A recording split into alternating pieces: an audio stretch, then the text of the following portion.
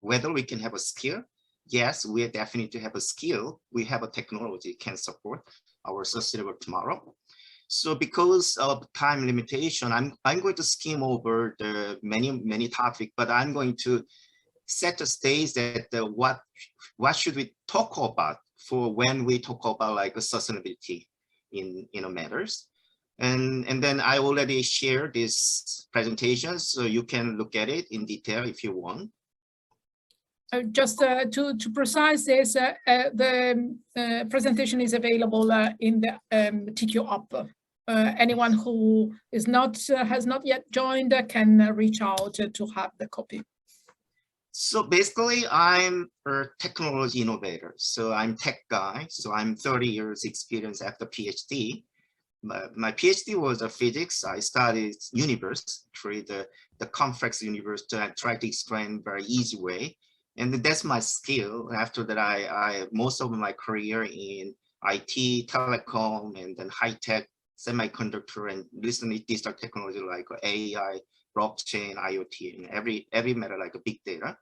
So this year actually I try to do like a catch what the issues and the challenges and what kind of things I can contribute based on my 30 years experience in technology. So I did a lot with the various topic, like how actually basically technology can support this very important issue to our society, like ESG and sustainable development. So all the topic of here and all the recording and presentation is here. Okay, so here is I prepare agenda, some propose, because if you say sustainability, it means for everything, right? It means for the different meaning for the different like background and then what they're doing and what they are interested. So I want to be as much as broad so that you can get the scope that what we talk about sustainability, then what it means. But I cannot say to all type of sustainability. I'm particularly interested in ESG sustainability, environmental, like social and governance. And additionally, we are going to talk about SDG, sustainable development. So I'm going to talk about also economics. So I'm going to talk about is like ESG plus E. In the E is environmental and economics, and also social and governance for the particular company. So when you talk about sustainability, we know talk about like what the global like collaboration, what the global like ways of the considering this sustainability, and also like a national level, and the community level, and then also in the individual company level, also individual person. And then when you try to get what mean by the ESG sustainability, then there are two ways actually you should be think about is first, you should be think about is the ESG management itself.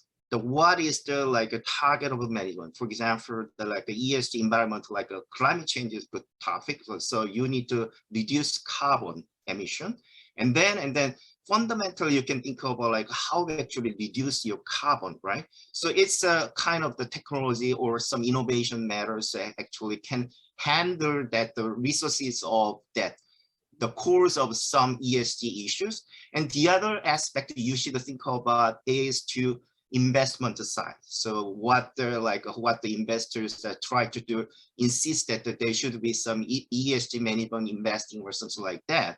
And also you should think about how to actually assess, like you may heard about like ratings and standards, reporting, every aspect you should think about it. And then also you need to think about like financial matters and everything, like how you can measure the financing and then how they can link with what you are trying to do in the like ESG management in your company or in your nation or in your global level, right?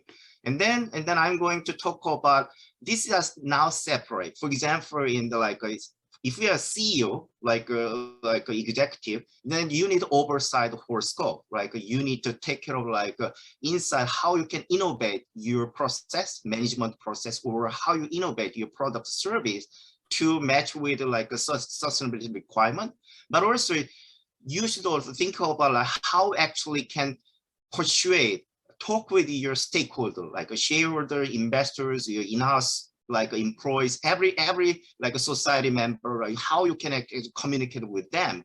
And then also you think about how actually can contribute directly to your environment, directly to your society. And then also you should think about like how actually can like satisfy your investor, you put your money, then how you can satisfy. That's the whole topic you think about it. And then now I'm going to try to combine that how actually can resolve this like a separate issue, like some party talk about like innovation, and some party talk about management, some party talk about assessment. And then I'm going to combine them as one topic, actually like how you combine these two topics as a ESG sustainability plus digital transformation can handle this all kind of problem that we create that I talk about right now. And then I'm going to introduce new technology, digital technology. Actually, fortunately, I experienced that you know that there is for example here like GOP26 now in your local in the United UK that hosted this GOP26 E20, and then they talk about a lot of the like climate changes. And then there was like a European committee actually the host online seminar. And then on the Monday program, there was one session about how digital technology can have to like a climate change issues. And then they introduced a lot of the digital technology. And then they first time, as to my understanding, for the first time, they talk about metaverse. And the metaverse actually, if you heard about metaverse before, then recently the Facebook, the Facebook changed their name as a metaverse company as a Meta. I'm not sure whether you know about. It's a future digital technology can completely innovate way to actually transfer our society in a digital way. So I'm going to introduce that topic, how the metaverse can support our capability to handle this like ESG sustainability matters. So first, everybody may understand, but why this ESG sustainability is imperative, right? Everybody know that we should do, right? Why? The first one, we think about climate change, right? That's why we have a COP26 in UK, and the worldwide leaders gather together to resolve how we can solve this climate change problem. Also, in the like international level, the United Nations that's set this Sustainable Development Goal we call SDGs, and then they set all kind of like a ESG subject, also plus some economic matters that actually can solve how we can be sustainably develop our like society as a global, right? And then also you think about is particularly I'm in the US, and then in the US like Biden administration, they are now in the bill like $2 trillion. Actually they reduced by 1.6 now, and they're debating in the Congress, and the Republican Democrat talk about how much we should spend. But the proposal is that we want to develop sustainable infrastructure in the United States. So the nationwide, we want to be sustainable in the future, and then in the ground level, they want to be more sustainable to develop new infrastructure. And also you can heard about that like a lot of the private sectors, a lot of the like global fund is flow to this ESG space. And then you can think of like here is a number, it's a 53 trillion is 1/3 of the global is asset under management. Is a private sector. They manage from their investors to manage their money to like for example, the BlackRock is one of the top like asset management company, and then the BlackRock insists that if they want to get their investment, actually every company their portfolio company actually do some way to ESG sustainability management in-house. And then here is you can see that a lot of money is actually allocated to these sustainability matters, and also individual company level. This is Apple. The goal in the previous we talk about the company's goal is shareholder value, right? Create profit for the shareholder. Now they talk about like a stakeholder value. So this is the one coined by the WF. Here is a WF with like a Davos, like and then they also reserve what our society is. We have like a different capitalism. They call stakeholder capitalism. So what they propose is not for the shareholder, but they propose of the for the good for the society and good for our community. So they propose of the doing business changing because of this different like a paradigm. We are all concerned about what with the sustainable future, and then everybody in the globally, individually, and company-wise, they talk about this one. Okay, and then I'm not going to talk about much, but here is specifically for the climate change, and then I just summarize what is the effect of the climate change to our society and our health. And then what is the resources like energy, especially for the energy industry, and then transportation and building, and something like energy is a matter. And then can you have a skill of a topic? Yeah, we have a, this is based on UK, some institute have a lot of the research to do. Can you handle this energy problem like climate change, challenges? And then they categorize all different type of the solution, mostly technical, that we can handle this problem. We can endeavor and then collaborate. So here is the one actually. Can you have a skill? Yes. Even in the UK, the one institution can provide a lot of the solution that handle this climate change problem. And then I'm not going to talk about, but you should know about what is the ESG means. And then there is a ESG investing like green bond or the sustainable society, like impact socially responsible. You are like a circular economy, you should know about it. And what is environmental matter, you know about the climate change, the pollution, the water use, and many things. And the social issues, you should think about for example, health and safety in the work environment, or the inclusion, or the diversity, or the ethnical matters, or the labor matters, and the society contribution, a lot of things. The governance, how you can govern your a company ethnically, and then follow your rules and regulations, and transparent way to do a reporting tax or something like that.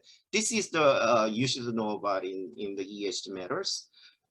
And then there are a lot of the companies actually that generate, especially for the in-house company, or some of the many advisors are developing how we actually efficiently and effectively manage your ESG matter. And then I just summarize this one, but you can look at it. And then this is whole thing actually you actually implement this one in your individual company, or your organization or institution can handle this one. And then I just researched a lot, and then I summarized the best practice way to do that one.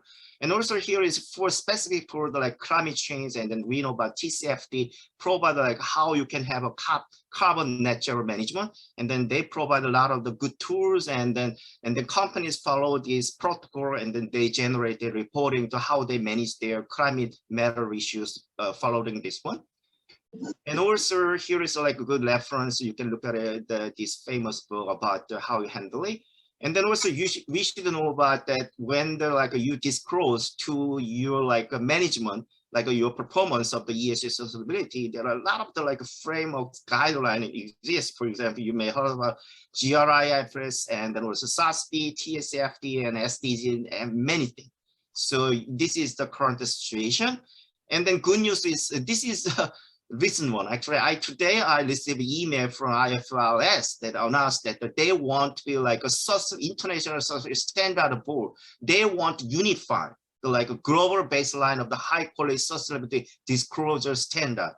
They set up this committee today. Right? It's a fantastic timing. And then also in the European country already some have a regulation, actually the mandatory reporting for the SM manager for how they manage their ESG sustainability related fund. And also in the United States, SEC now preparing the a mandatory disclosure, a 10K a type of the disclosure that especially for the coming year they want to be specific about some in the SEC section that you need to be disclose in a transparent way that how you can handle your climate change matters. Also, here is I summarize everything, but I'm not going to go over, but I summarize everything that can we have a skill? Yes, we have actually, I have in my 30 years experience, I summarize all kind of digital technologies can handle the issues and challenges that we have now. Can he handle it? Yes. And then I summarize everything like the AI, blockchain, IoT for each topics that they can handle, like a climate change, and then, for example, like a green energy system, renewable energy, and deforestation, pollution, waste matter, natural resources, water management, biodiversity, land use, and then social community support, human care, human rights, and workforce management, and business relationship, customer care, like a partner care, private cyber security, and then for the governance practice, and then like the stakeholder engagement, code of conduct, legal compliance, ethical conduct, that all kind of these ESG sustainability matters we can support by this emerging or the current state of the digital technology.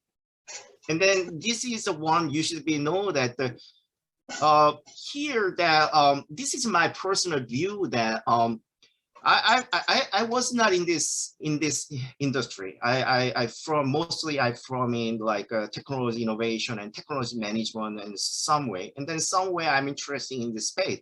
And then usually what I'm doing is what is the ecosystem? What is the industry consists of? And then I found that too much actually focused on assessment, probably because they make money. So here is what usually talk about, like you heard about what do we talk about ESG sustainability. There are a lot of the like a stakeholder, and then there are a lot of the like parties can involve. But when you specifically, if you talk about some ESG guy, what do you think about your ecosystem? Mostly what they think about this one, assessment.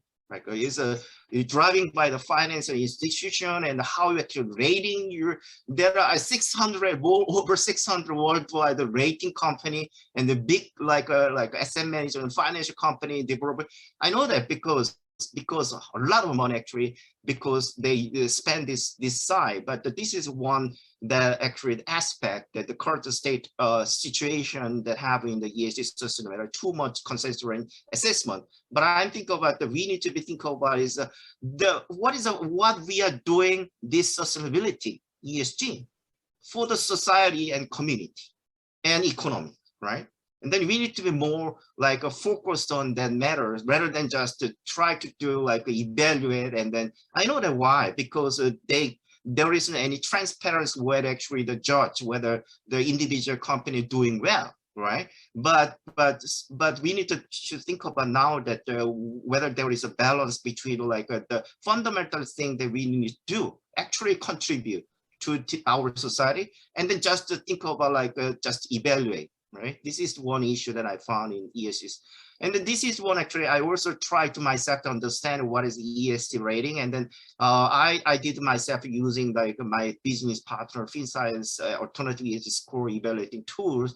And then I look at the well-known that I know about it, like S&P 500 high-tech company. And then this is SDG. So each SDG is, and you can evaluate each company can do well by you can rating and then making scoring. And then every sector, and then different type of the sectors, industry sector, individual company, how they will manage their in relation to SDG, and then you can do that. And then as I told you that there are many different type of the measure your performance. So like SDG, SASB, or some of the GRI, or the like, for example, WF, many different. This is an issue, like too many standards to reporting. And then you can do that by the like supporting by this one actually done by AI.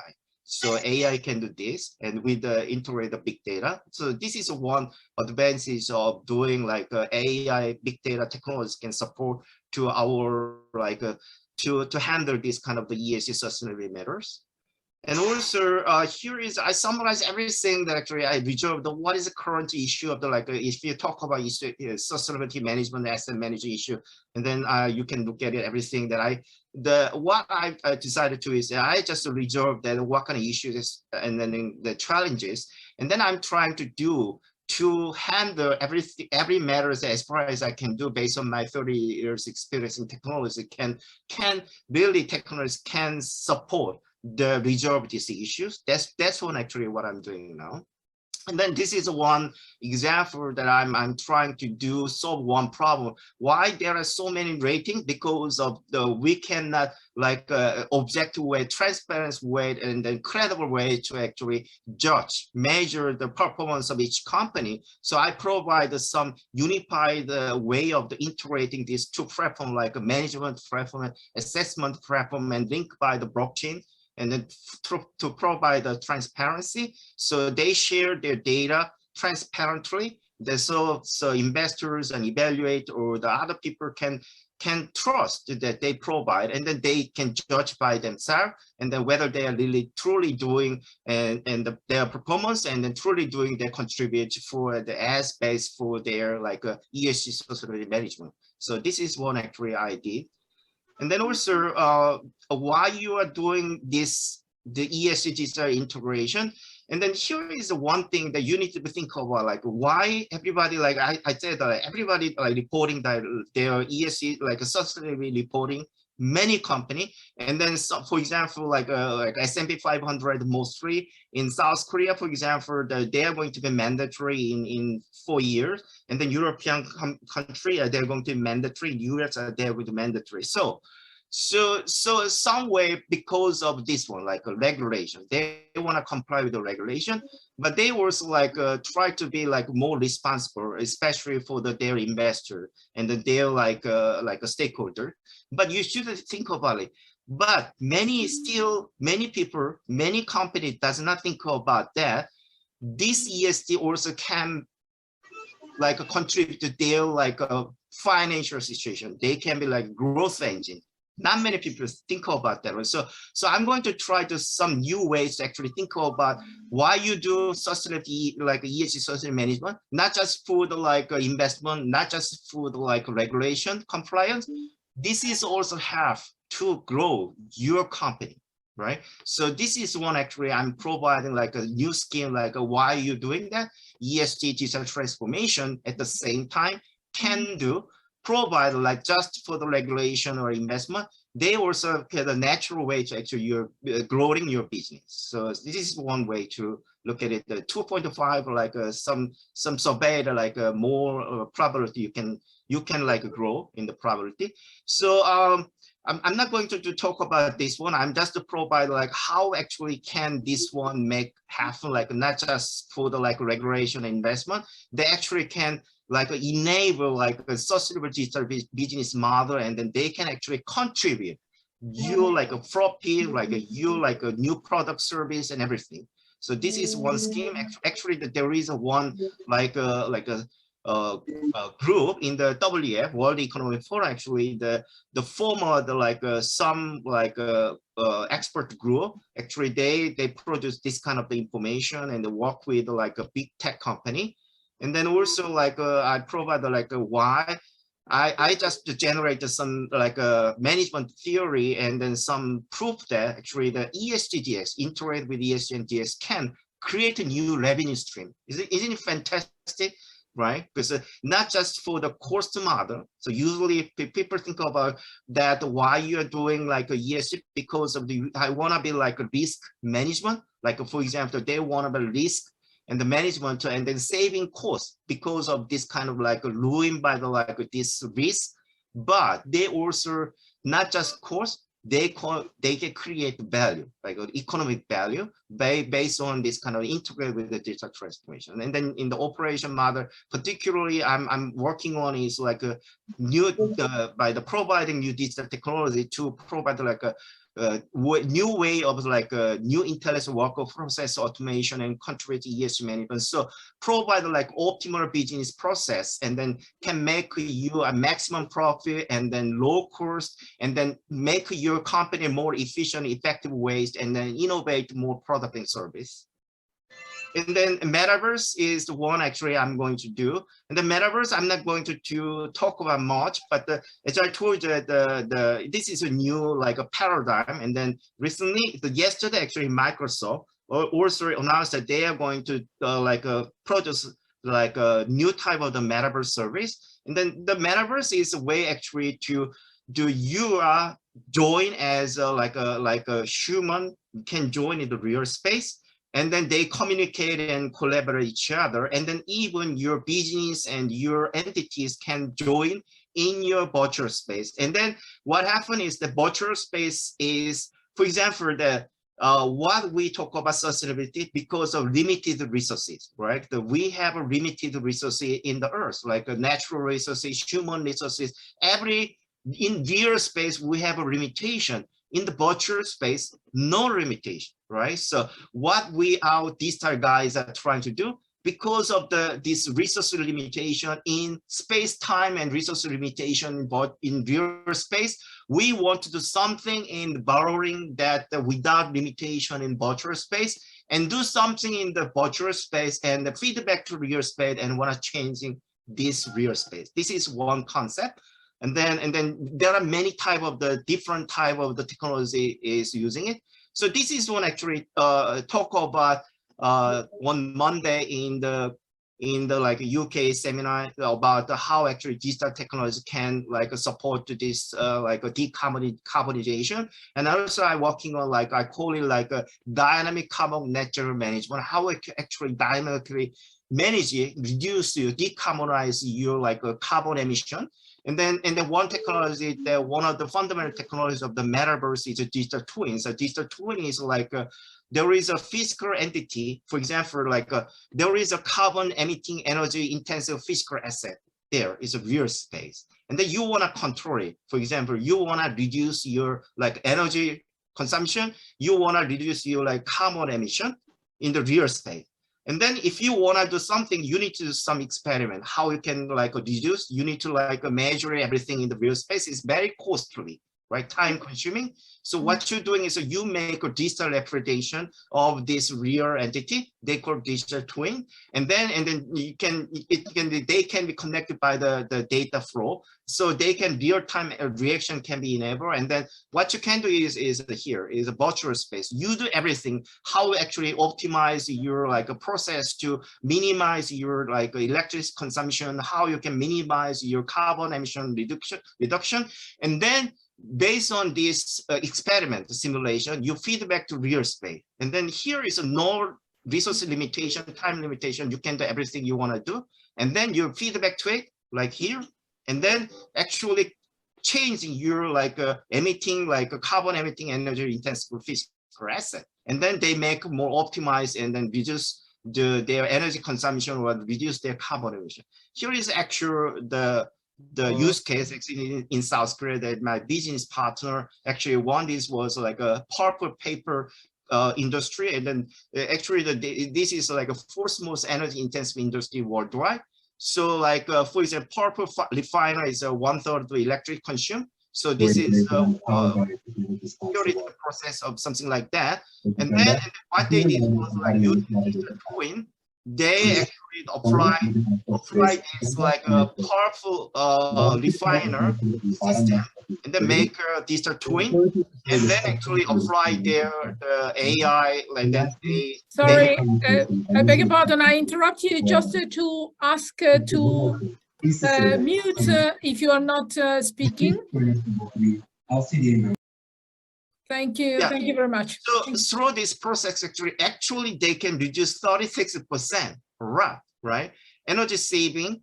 So a lot of the carbon emission reduction actually happen in South Korea. So worldwide, so this is the number is exact that if even just apply this digital technology, actually you can save more than 10% of the current carbon emissions. Isn't it fantastic? Not doing anything, but just using digital technology, you can do a lot, right? For example, there are many ways of decarbonization, technical, non-technical, but particularly for the ESG, like this kind of the digital technology can save like a 10%, can reduce your carbon footprint based on this digital technology. And then already proven in some way in the use case. And then also this is another, like, this is what actually the try to do also in South Korea, that we are going to develop like a metaverse sustainable smart city. So this is the idea that you make all things as a digital twin. So it's buildings and street and cars and shops, everything you can make a digital twin. And then also there is like you and other people can be like your avatar humans can be integrated in the like a metaverse platform, and then they collaborate on the virtual space. So they collaborate like even UK or whatever, and then they collaborate, expert collaborate, and then produce the best way to manage it and reduce carbon emission, reduce waste. Every way to sustainable smart cities can happen, and then they feed back to you whatever in your control center, and then doing everything, and then they make like a future of the city. Like for example, here like I also provide how it actually implement. So this is not the theory, or this is not a future. This is in happen. And as far as I know, that this is this kind of cities are now in South Korea, in the United Kingdom, also like in the United States. For example, Boston, that I'm housed in, that also we're doing that. Also China, in Shanghai. So this is the current state that this kind of digital technology can contribute to the city level, that reduce like a lot of the like carbon emission, and then environmentals. Also they can contribute to other like ESG sustainability matters. So I'm not going to talk about this one. This will take a lot of time to explain about what is metaverse, but you can look at in my like a video presentation. I did a lot about these topics. Okay, that's it. Thank you. Thank you. Thank you very much, Alex. It was really a lot in one presentation. A lot of what you started to talk about are part may be discussed in at a later panel. There are a lot of things that I would love you to explore or to explain us a little bit more. Thanks for your fantastic presentation. And now I think it's time for Parin to offer a completely different angle of the same issue, which is how to make the future sustainable.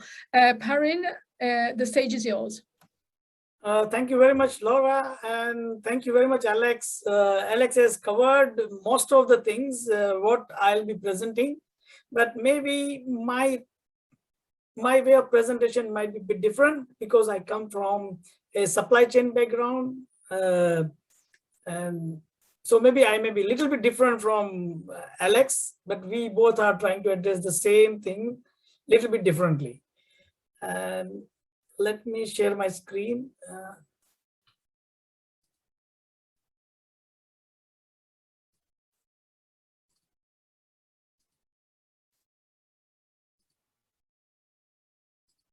Yeah, is my screen visible?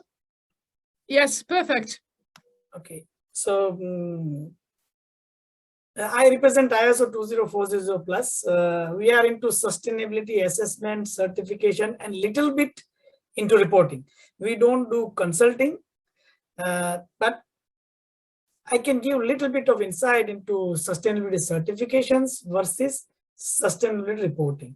How and what and how it helps.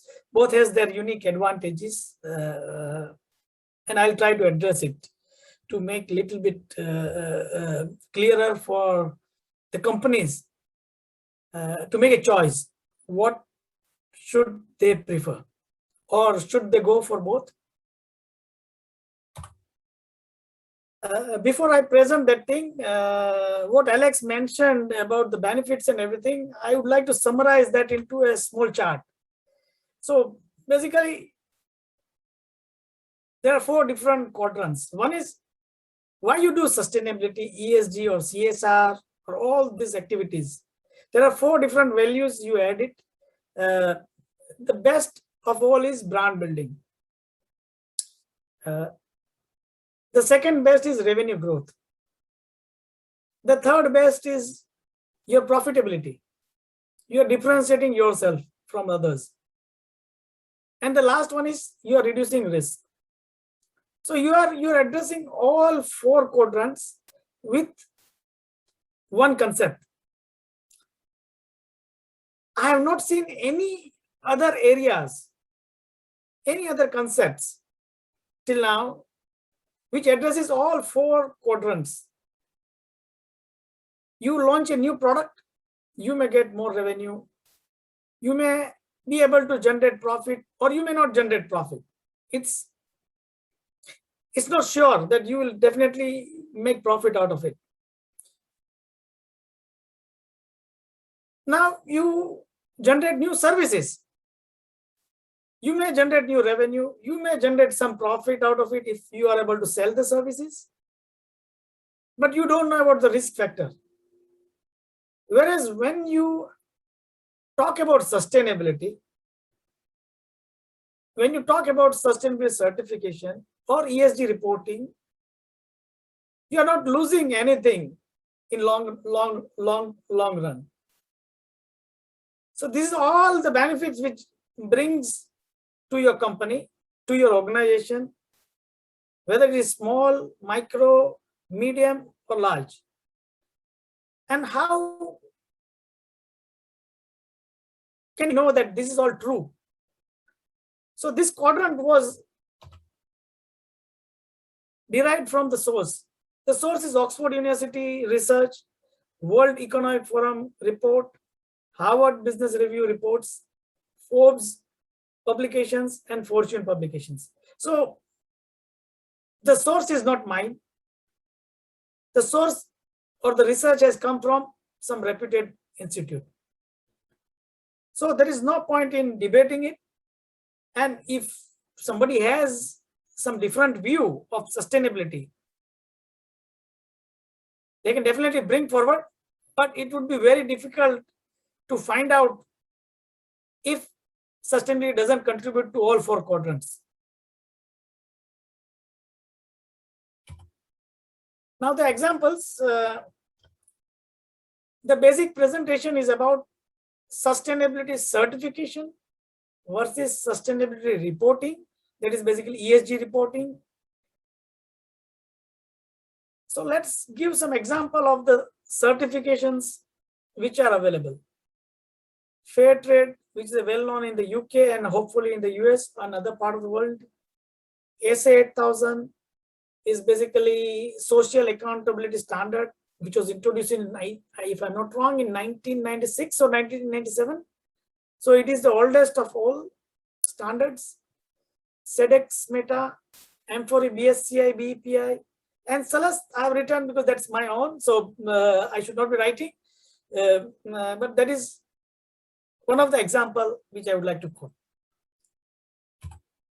And the reporting, certification against reporting.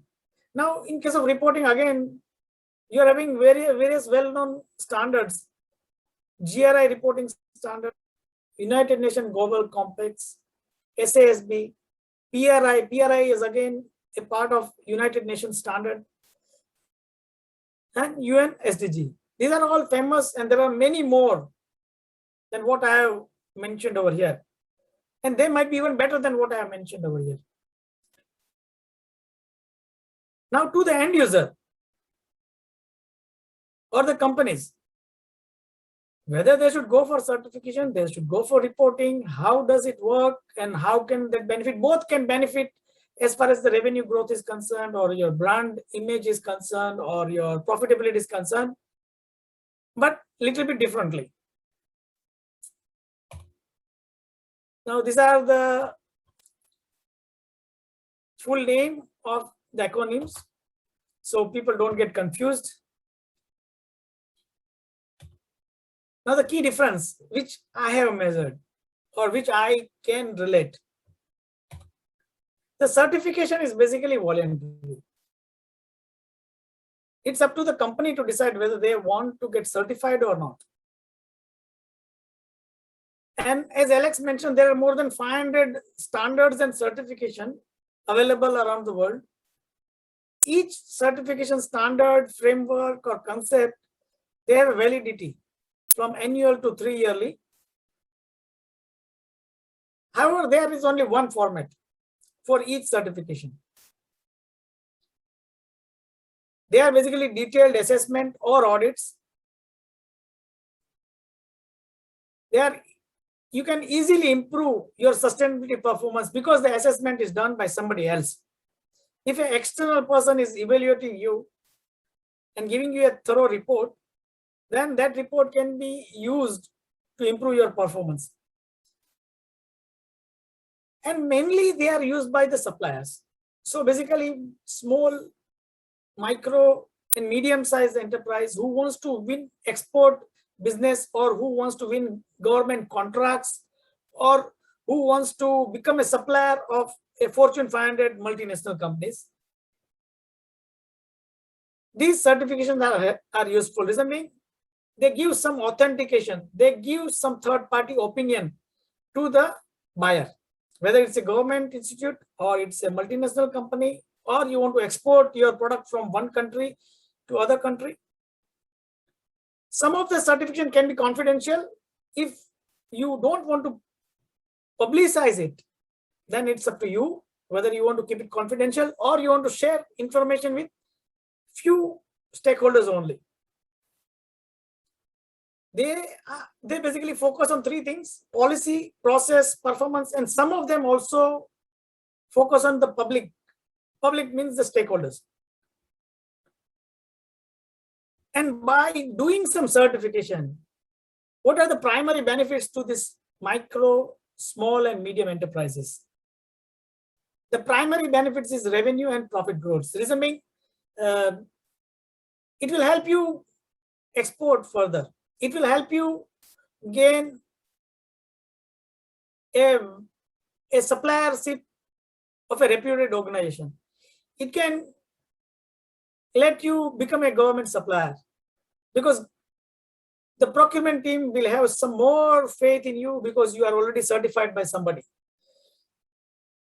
Now, versus this, if you compare this certification with the reporting standards, now you can make out a difference: voluntary versus mandatory. So now in the UK or the USA or all the developed countries, the government are bringing laws that you need to report your sustainability performance. So the ESG reporting is mandatory for some of the organization, if not all. So this reporting happens on annual basis. And in one reporting, you can have multiple formats. Multiple formats means if I am reporting my company's performance, then I can include GRI reporting, I can include United Nations Sustainable Development Goal reporting, I can include United Nations Global Compact's way of reporting. So I can report all the formats in one report, in one annual report to my stakeholders. Now this is an internal assessment, correct? So with limited external assessment. So it is about you saying about yourself with the help of some external agencies if you need help. So when you are evaluating yourself, the opportunities to improve will be only visible where you want to improve or what you can identify. And if you look at any ESG report, there will be some certification attached at the end of the report that some external agency has audited that particular figures. If you look at the certificate, most of the certificate says limited assurance because they have not checked each and every aspects or each and every figures which the company is trying to tell to the stakeholders. So basically, this is useful for the corporates to satisfy their stakeholders that, okay, this is the performance, we have reported, we are transparent. And this is in public domain because this is published every year. And this reporting takes care of the performance of the company. Now the performance of the company, which company wants to publicly tell to their stakeholders. And as I mentioned lastly, it is to keep stakeholders happy, but definitely this reporting helps to build the brand. That definitely helps to stay in line with the global standards. That helps you to stay in line with your competitors. Now, based on this difference, and how can sustainability support differently? I've created a 3x3 matrix. I'm not sure whether it will be fully visible or not, but I've tried to do it. So now there are 3 parameters on the x-axis. That is tactical, that is short term. Basically, we want to gain in short term. Operational is basically we want to gain in 1 or 2 or 3 year time. And the last one is strategic. So we are thinking of a long term, 4 year or 5 year down the line. In the first slide where I mentioned profits and growth, revenue growth and image and everything, that is all taken care by the left y-axis. Profit, revenue and shareholder value.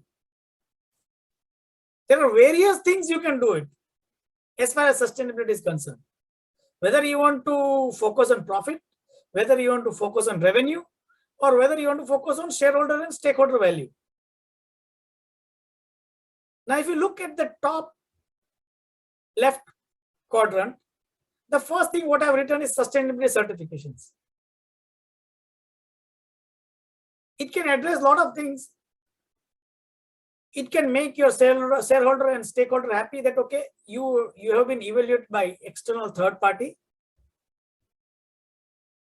It can also help you grow your revenue because somebody, the external person who doesn't trust you, they may trust third party, if not you directly. And same thing with the profitability. If somebody is saying my food is organic, you may be able to fetch some premium out of your food or vegetables. So sustainability certificate helps immediately. You can get immediate benefit. That's why I've said short term. Now the sustainability reporting similarly helps the organization in medium term. Because what is happening is, if I report my performance this year, the next year I am again reporting my performance. So next year I'll be comparing my last year's figures with this year's figures. So over a 2-year period, I'll tell how I improved.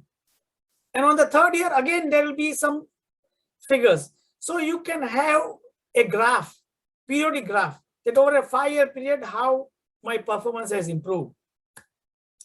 So it's a medium term thing where the organization can get value out of it. And there are a lot of quadrants and there are a lot of things what can be done as far as sustainability is concerned. And each and every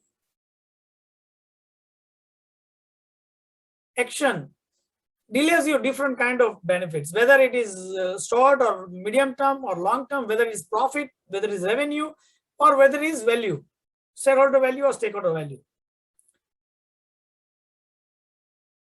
And I have mentioned 6 points in each quadrant. But in actual world, there may be 20, 25 points in each quadrant. And most of you will agree that some way you might have done something better than this quadrant also. And that's it from my side.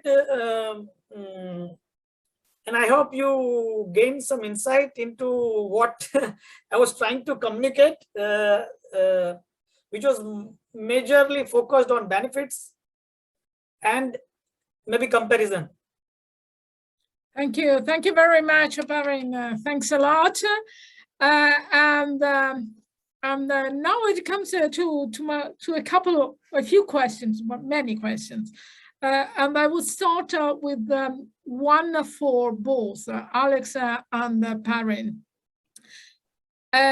You both mentioned growth. So sustainability can bring growth. Yeah. And if I look at LinkedIn and I see, I type ESG advisors or sustainability advisors, well, it pops up 1,700,000, something like that. Well, Yeah. it's a lot of people. So it looks like it's definitely selling sustainability. It looks like a big business, or at least a business in which a lot of people trust. Now, my problem, because I care a lot about trust, the future of trust, I would prefer not to see trust built on nothing, because this is the easiest way to reach mistrust. So I ask you, when and if we go and certify the sustainability abilities in one company, what will be in really? Because it seems that data are not so, there is no standard on how sustainability is measured. So how can we certify something, for example, that is really not measurable at the moment, or at least not with a reasonably accepted standard? So what are these 1 million X people doing in terms for supporting the sustainability? What is the recipe to build the trust around the sustainability? Because if we don't build the trust, reporting, etc., will be vanity scores, right? I'm sorry, I'm really bad, I know, but I really care about how we build the trust. And I'm also very interested in building trust in certifications. Please, say your word. I'm happy to learn from you. Yeah, I think that that's very important and very, good question, because that's what I was concerned and think over why there are so many ESG, like advisors and consultants out there, and then why there's so many things actually working on it. And then I found that why there's so many issues and challenges still there. This I surprised, because I'm mostly like that my background is physics, mathematics, and engineering, right? And then so basically I pretty much like a quantitative way to think about it, right? And then I short time I attended law school, but mostly my thought is oriented in technology. So I did my lawyer degree, but I'm a patent attorney, technology attorney. So I'm not like a traditional some type of the lawyer. But what I think about is, if there are so many people there, but still there are so many problems, because this problem is very complex, is the first. My view, ESG sustainability is so complex, right? It's tangled with not just for like technology, like management, and then like regulation, but it tangled with our Earth system, like whole Earth, and also our society and culture, people, right? So to resolve this kind of the complex system, like you need some way to good tools to make this one very clear view, right? People can understand, because unless they can think about it's a very clear view, right? But still, that to my eyes, the ESG area is not clear, very tangled, not much clear view provide me. Because for me that I think about the reason is because of that many kind of the ESG issues, sustainability issues and challenges are not quantified. They are mostly qualitative characteristic. So when you, for example, why there are so many advisors? Because of this qualified not quantified, the qualified like a characteristic of this nature that make people have a problem, and then you can make like a standardized to solve your problem, right? Like for example, mathematics, you provide a standard way to solve some problem, but for one problem, there are so many different ways you can solve in a qualitative way, right? And then, so why there are so many different like advisors required? For example, recently we for example, digital space, we talk about like, for example, like automatic process, robotic automatic process. What this means is like there are like a redundant way to, for example, you do some business. There are many business operations. For example, like for example, procurement, like talk about like supply chain, like Parin talk about like sustainability and procurement. And then if you have buy some product for your company or buy some raw material, and then there are standard way to set up your process. And so now we're trying to quantify and then make it as like a well-defined like a digital process. And then they make using AI and then quantify and then automatic way. So if we have like that process, we can like quantify it and we can make a set up the like a standard way to solve these ESG sustainability issues and the challenges problem. And then we don't need so many like a different type of advisor, right? That's one also like a problem, like because that means, right, there is no any like some specific standard way to give you trust, because there's a subject, right? There's a subject way to interpret interesting, like a subject way to understand for some specific matters, right? And then how you can make you trust, right? Only way is, for example, how you can make a trust without quantification, your reputation, right? So reputation is one way to measure trust, right? Or your like a trend record, history, right? They are all like a build up some time and build up by the society communication or so that's why that's why I need that some way we need to make this space to be digitalized, right? If you have a digitalized, and then there is a more transparency because it's quantified and object way to measure something, provide the data in a transparent way, and then that's the only way actually that can support it. So for me, actually, the technical guys, this is one way to provide technically support it, but they cannot solve everything, right? Because human society is so complex. We cannot, as I told you, 10% can contribute. Absolutely, absolutely. And we come to a question for Parin, because Parin is very much about people, and we enjoyed a fantastic conversation around how to bring people in to buy in the sustainability. So what can be done to create the culture and to bring people in the process of building a better future? Because as Alex said, well, there is no standard.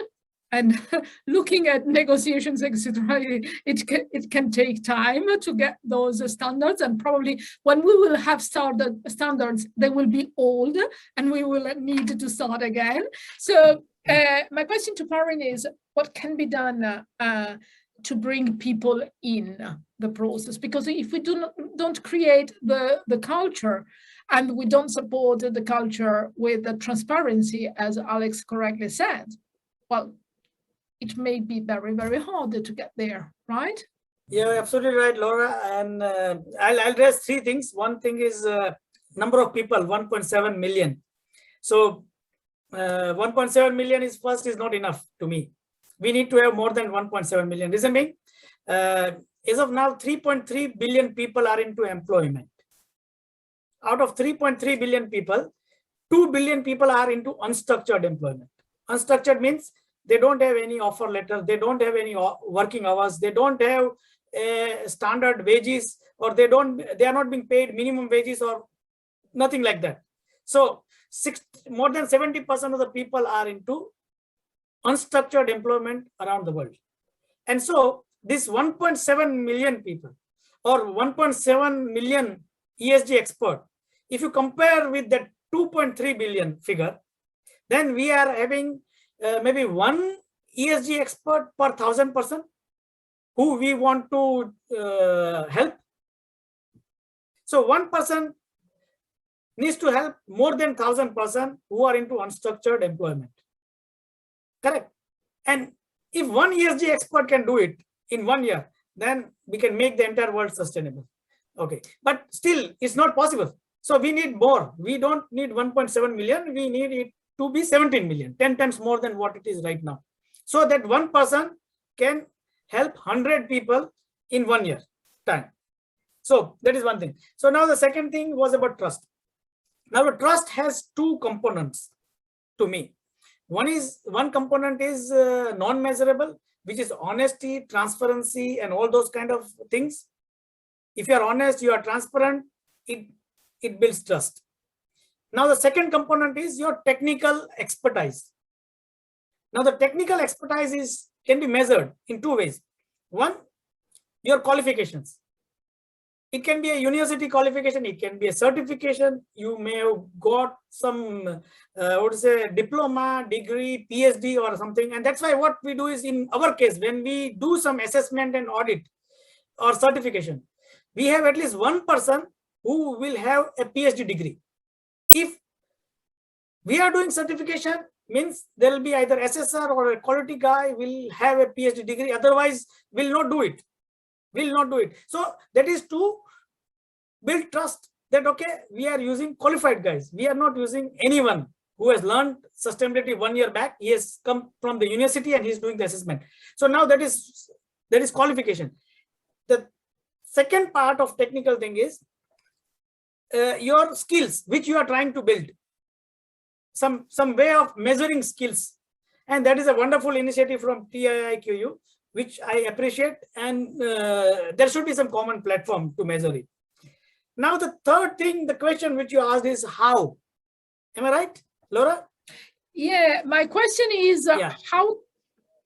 So I'll share my screen. Make it happen through people, because the point is, well, I have my perspective about what qualifications can be used for. My personal view is that any qualification is old at the exact instant when it is created, because it is about what was defined as the correct knowledge in the past, but doesn't cover what happened next. And today, we build the skills every day. But anyway, this is not the talk about for today. But what I want to know, because I know that you are trying to do something for bringing in people. I want to make it evident that something can be done across the society to build that culture that cannot be necessarily represented by qualification. Yeah, you're absolutely right, Laura. We have an initiative and we are trying to do it, because we believe that if you want to give a weightage between three stakeholders, one is government, second is institutes or businesses, and third is individual, then we think individuals are far more powerful than anyone else. Individuals, if we say government is not doing this or businesses are not doing this, I sometimes feel that, okay, they are not doing it, but what are we doing? What is our contribution? That is more important than what others are doing. So to do that thing, what we have done is, it's absolutely free. The initiative is totally free to bring in the people. 1 second. Okay. Can you see my screen, Laura? Yeah, sure. Okay. So now we have an initiative called SPSC Ambassador. We call them Sustainable Procurement and Supply Chain Ambassador, because what happens is, in our personal life, we are all procurement professionals. We all buy things for our own family. Somebody spends $5,000 a month, somebody spends $1,000 a month, somebody spends $100 a month. So we are all procurement professionals to me, because we buy things. So we need to bring in the people, we need to engage people, we need to motivate people, we need to recognize people that you are very much important to contribute to sustainability. So now how we do it, how we try to build that particular thing is, we try to engage them that, okay, if you try to be sustainable, or if you want to be sustainable in your personal life, we'll engage you by giving you a identity that you are our SPSC ambassador. What you have to do in return for us, Nothing. You don't have to do anything for us. You don't have to do anything for the society. You do it for yourself.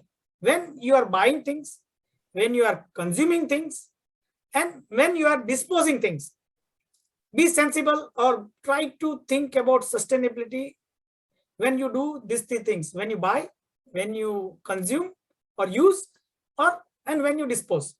So Parin, the question is, Yeah. do people buy in?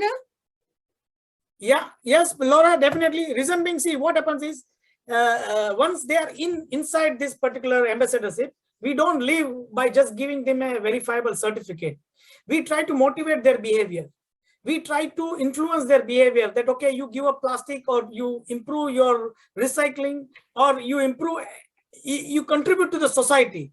All right. So, then we recognize you with a badge or a certificate or a medal, or what is a cup. And that is again a verifiable thing what we present it to them. So basically they are competing against themselves. They are not competing against other people. So Parin, you are saying the initiative is probably fostered by the recognition of everyone's contribution. Yeah. Yeah. All right. So instead of competing with others, we try to motivate them to compete with themselves. And once they do something, we recognize them by the way of a medal, by a way of certificate, and everything is in public domain. So it's verifiable by anybody. So anyone who is willing to take into consideration this, please join or reach out to Parin through TiiQu or directly through the emails, etc., that he will be providing at the end of the event. So now let's go back to the wider picture. ESG, SDGs, what is really important between E, S, and G? Do you think there is one that is more important that will drive the others? Or do you think the question is for both, Parin and Alex? What would you go first? What do you think that takes in the other? I'll take it first, Alex. Sorry. Very good question for both of us. I'll go for social. Reason being,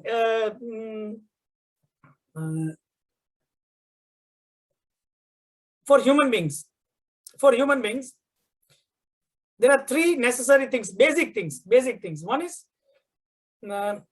food and water, correct? We can't live without food and water. And there are more than 2 billion people who don't have access to clean water or good quality food. So that is one. The second basic requirement for a human being is to protect their dignity. So clothes, we need to wear something. If we go naked on the street, people will not be acceptable by others. 3, we need to have shelter. We need to have home or house to live. So all the basic things which we need, clean water, clean food, clean air, or shelter, and all those things, clothes, these are all social issues. So if we assume that I'm hungry, why will I care for an environment? I'll be going hunting first to eat food. So once my hunger is gone, then I'll focus on other things. And that's why I consider social as very much important thing. If we can make an impact to more than 2 billion people's lives, that is the best thing what we can do. Alex, what's your point? For me, I go first with G, governance. Yeah, different view. Please, can you explain? Yeah. Expand a little bit. The reason is because of difficulty. For example, the one example is like now what's happening, like G20 in summit, and then like COP, like 126. Now it happened in the UK, right? You think of what happened. Everybody talk about, oh, here is a way to resolve like climate changing, right? Here is ways like reduce, decarbonize, and then there is like every company or every like For example, in the ceramic, each like a country, for example, in South Korea, they made like a decarbonization plan, and they announced that they will be reduced 40% up to year 2030. This is a huge amount, right? And there are many other like country, or there's many other companies that they announced that we are going to be like net zero by a certain time, right? They can announce it. And then there are a lot of endeavors, for example, how they resolve for an ESG matter, like environmental matter. There is environmental science, there is like engineers and political ways, and then there are a lot of the legal ways can resolve this ESG in the environmental issue. Also social matter, some aspect will be difficult, like for example, involving like some different route into like a social, like a ethnical, like a problem, like in the United States, right? But some aspect, like a social aspect, like how you can provide the like employee well-being, how you can health care, and then how you can provide like like a paid one, how you can provide like for example like an ethnical way to labor. That can handle if you have some tools and the way. But the problem, governance, is a human mental problem, right? For example, China, Russia, they didn't join, right? And how you can persuade them? This is not a matter of the E and S. This is a matter of the G, governance, right? So summit should communicate, negotiate, persuade them to join, right? For in the G, if, for example, like a top executive and stakeholders have in mind and they have consensus of let's do this ESG sustainability as imperative, we should do, and then they try to resolve, and then they can resolve. But at the G level, if they don't have any mind, and they just say bubbly, like a greenwashing, right? Bubbly say everything we want to do, we can do something, but in their mind, actually, we don't have any mind to do that, right? Then how you can do that, right? For the G, for me, very difficult, because as a technical guy, there are not many ways actually resolve these issues technically, right? This is a human nature. This is a different like a society, culture, every complex matters are coming together. So if you actually can handle G correctly, then they can naturally solve any problem in the sustainability, like E, S, any economic sustainability can matter, we can resolve by this doing well in G aspect. Okay, so we put together on one side 2 billion people without food and water, etc., and then the developed countries with more a willingness issue rather than a tools issue. So how do we combine them? So, and what is needed? What are the skills and the tools and the priorities in developed countries and in undeveloped countries for getting sustainability done? Because yes, I do agree, Alex. We need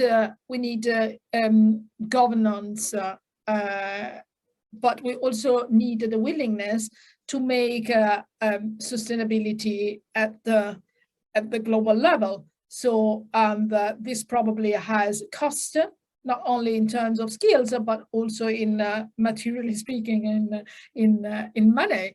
And so need the willingness from the developed countries to give to the undeveloped countries. Otherwise, the 2 billions will remain there as they are. So what are the skills needed in each, and the skills and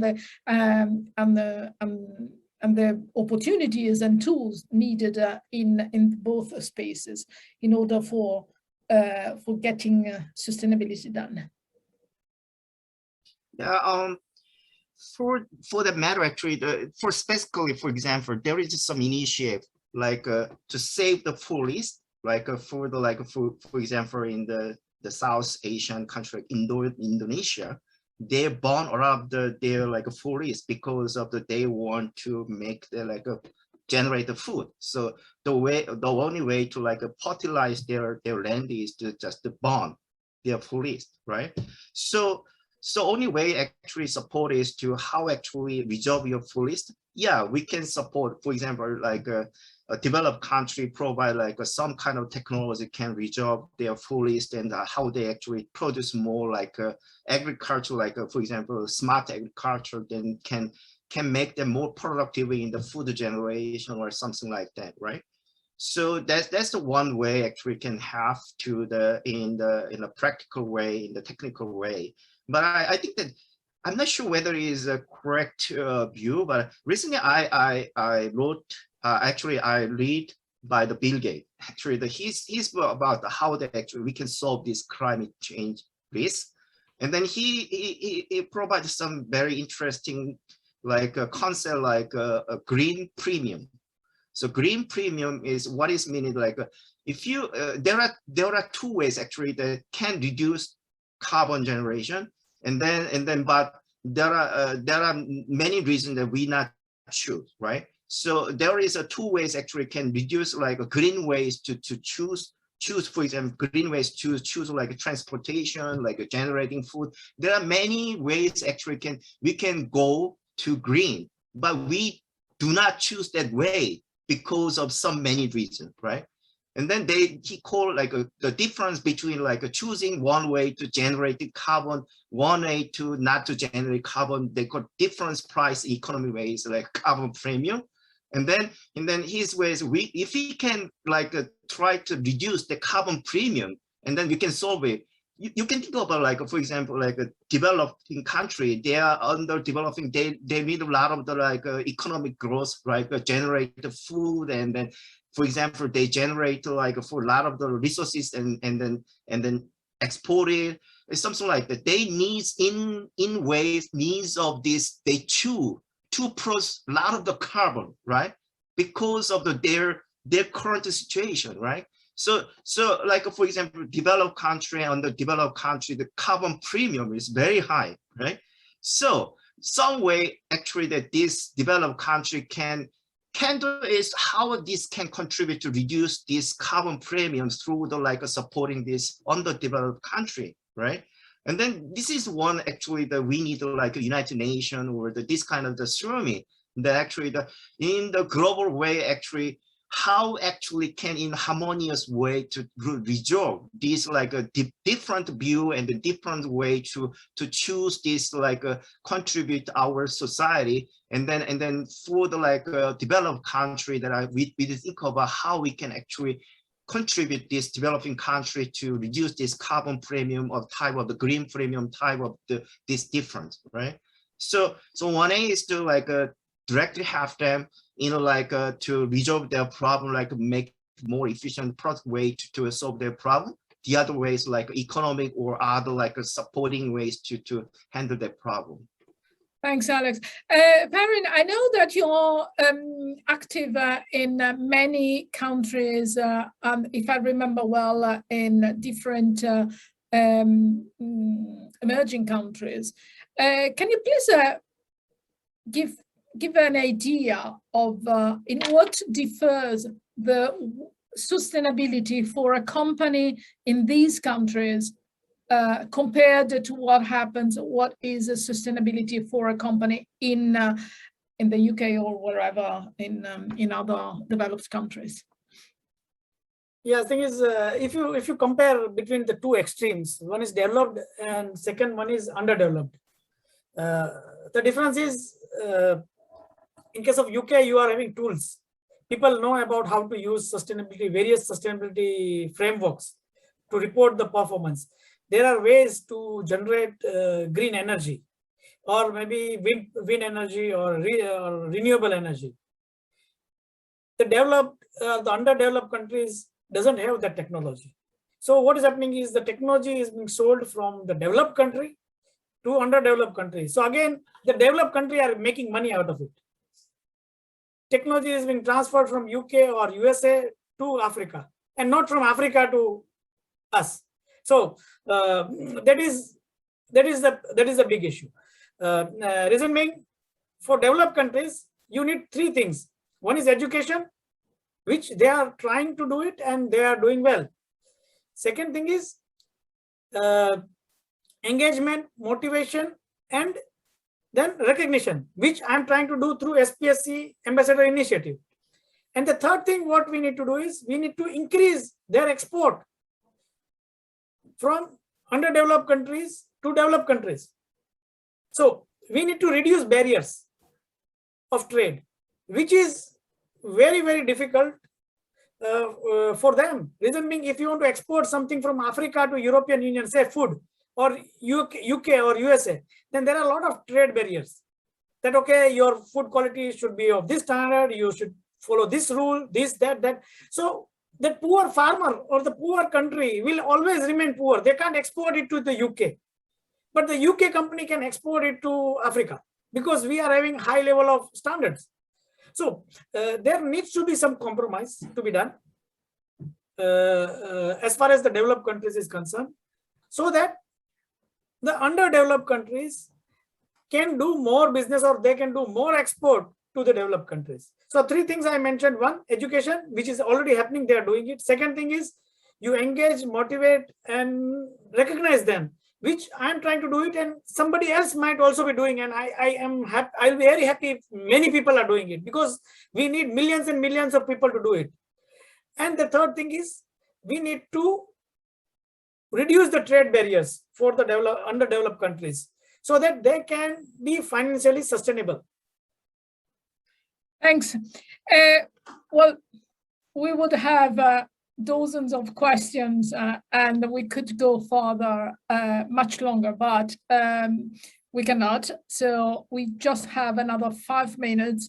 I would love you, Parin and Alex, give a last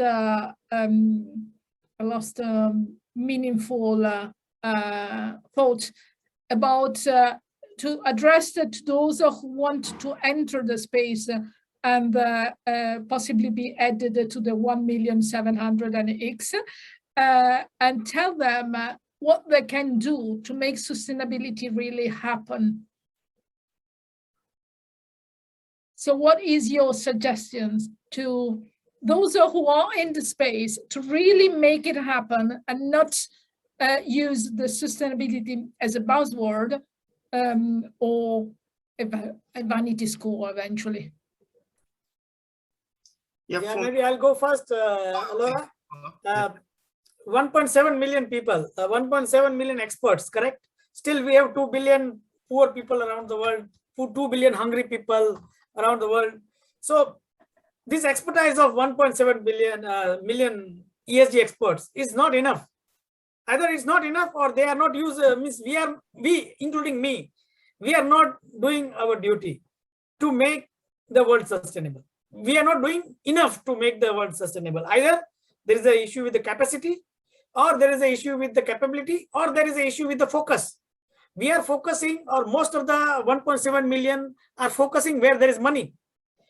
I'm working for IBM, I'm working for Rolls-Royce, I'm working for big corporates where I can get money out of it. But what am I actually doing for free to the world who can't afford my services?